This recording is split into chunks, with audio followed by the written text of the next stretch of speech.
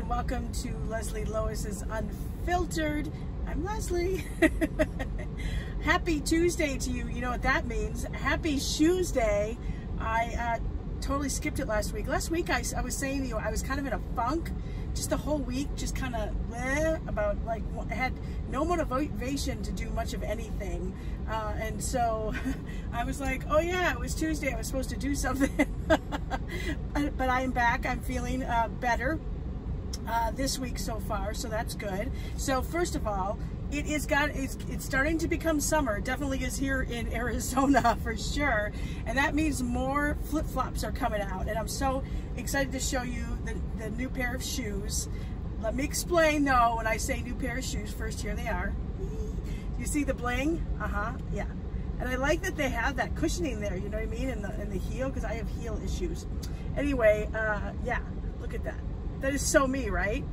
So, bizarre story. My husband's ex-wife gave these to me. We actually have a really good relationship. She's the mother of his two of his kids, and so these were too small for her, and so she's like, hey, I know you like bling, would you like these? And I'm like, and I tried them on, and I was like, oh my god, yeah. I walked around with them, I'm like, these are awesome, thank you so much. She got a great deal on those, so I thought that was very nice of her. Isn't that cool? Yeah, so those are my shoes for today. And a couple other things. I want to tell you about what happened on last night's Listen to Your Heart. So it's down to the final 4 couples. I know I shouldn't do that. Itchy. I'm in my own car and I'm going home after this. Anyway, it's down to 4 couples. Last week, Julia and Brandon? Yeah, I think so. Got let go. How much do I pay attention? I still don't know all their names, right? It's not quite the Bachelor, the Bachelorette, or Bachelor in Paradise, so it doesn't suck me in entirely, you know, and I feel like that's kind of how it could be in the ratings. So anyway, now it's down to the final 4, and Chris Harrison comes in and tells them they're leaving the mansion, and they are going to Vegas, but they're going in style. Each couple gets their own tour bus. That's pretty sweet, right? So it gives them a chance to kind of be close to each other alone as they go to Vegas. So you've got Bree and Chris, who I think should absolutely win this. Then you've got Jamie and Trevor, who actually are becoming a kind of a cool couple, I have to say. I still get annoyed by Jamie, but they're there. Then you've got Natasha and Ryan, and Rudy and Matt. Now, I think the strongest couples for sure are Bree and Chris, and then Jamie and Trevor. And so when they get to Vegas, they get to go on these one-on-one dates, which is really cool for them. And Jamie is super nervous because she wants to tell Trevor that she is falling in love with him, but she's so worried that he's not going to say it back and blah, blah, blah. So they go, it's pretty cool. They get to go to the ice skating rink and skate around. I guess he's played hockey all his life or something, so it was pretty cool for him. He was excited, and so she ends up getting up the courage to tell him that she's falling in love with him. And this is right after he had told her how seriously he takes the L word, and he doesn't throw that around very often. So she tells him anyway, and he actually says, I'm falling in love with you too, which I was like, oh, look at him. So yeah, so they're head over. They seem so excited and very happy. And it seemed to bring a lot of confidence to Jamie, who's super nervous about stuff.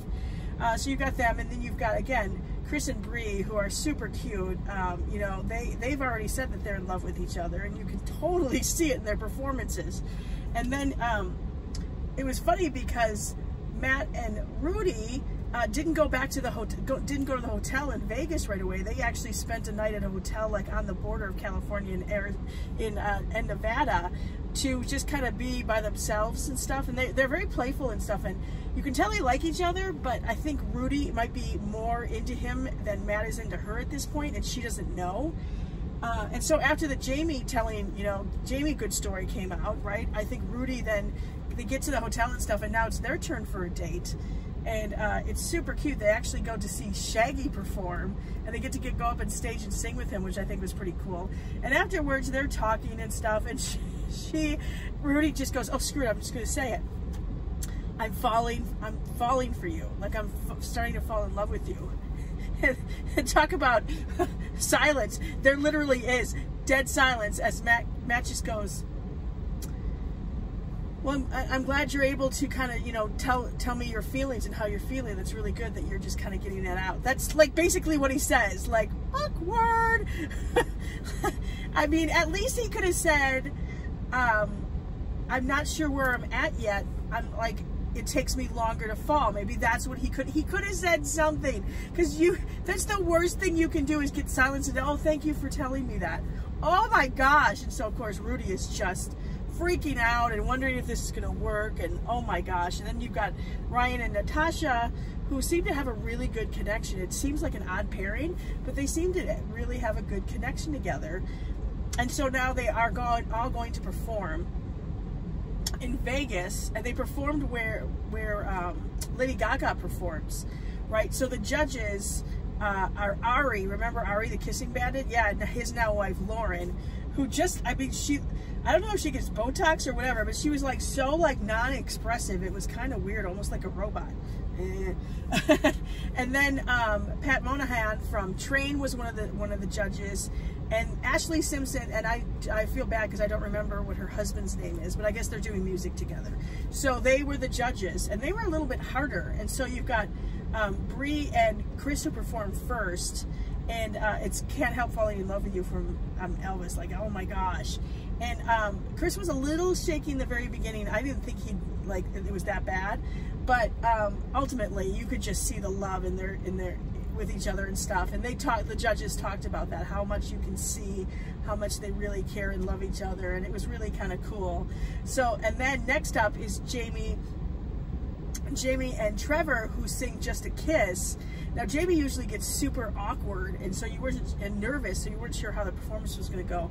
But they really had a breakthrough, and the judges raved to them about how good they were and how you can see the connection, and it was really cool to see them kind of come through that. And then next up was Ryan and Natasha, and they sing perfect, okay? Now Ryan likes to change things up, so it kind of changed the song completely, which was a little awkward. It was a cringe-worthy performance. Like, I had to fast forward through it. I just didn't like it. And I guess that Natasha screwed up a line. She actually did a line or a part of the song that he was supposed to sing. And I guess they had all this stuff planned, and it completely threw them off. And the judges' reactions were, it didn't seem really real, and it seems very forced, and there's not that chemistry there. It was a lot of, right? And so now Matt and Rudy are up next, and they sing Shallow, right? So it was an intense song, and she doesn't know how they're going to do. They haven't seemed to be on the same page.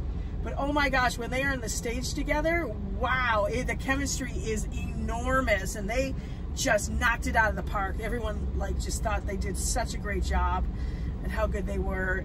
And so who now? There's three couples left that go to the finals. Who will it be? Well, in the end, it ended up being Natasha and Ryan who got sent home, which I can't say I'm super surprised by. And so now we're down to the final three, and it looks like a finale is next week. So I'm hoping for Bree and Chris as the winners. They really should. You could see their love story the whole way, and it was really, really sweet. But you know there's going to be drama beforehand, and it looks like they are very good at editing things that you think could happen, but I still see people saying what they're saying in the context of that conversation. But we'll see, right? All right, that's it for me. Have a great week. I hope you smile and laugh a lot this week. I hope you had a wonderful Mother's Day weekend. If you got a chance to spend time with loved ones, I hope you did. And yeah, and I'll talk to you again next time on Leslie Lois Unfiltered. Bye.